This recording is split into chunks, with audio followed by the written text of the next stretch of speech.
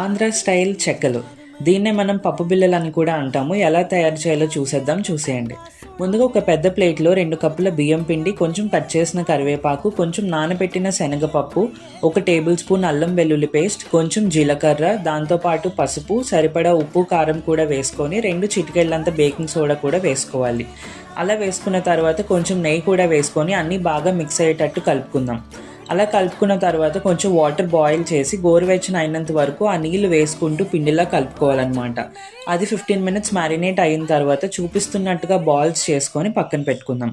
ఇప్పుడు ఒక plastic rap తీసుకొని దానిలో ఆయిల్ అంతా స్ప్రెడ్ చేసి చూపిస్తున్నట్టుగా ప్లేస్ చేసుకొని మందంగా ఉన్న ఒక బౌల్ తీసుకొని దాంతో ప్రెస్ చేసుకోవాలన్నమాట. ఎంత సన్నంగా అయితే అంత సన్నంగా ప్రెస్ చేయండి. అలా ప్రెస్ చేసిన దాన్ని ఆయిల్ హీట్ ఎక్కిన తర్వాత ఆయిల్‌లో వేసుకొని గోల్డెన్ బ్రౌనిష్ కలర్‌లో వచ్చినంత వరకు ఫ్రై చేసుకొని సర్వ్ చేసుకుంటే ready. Thanks for watching. Like, share and subscribe.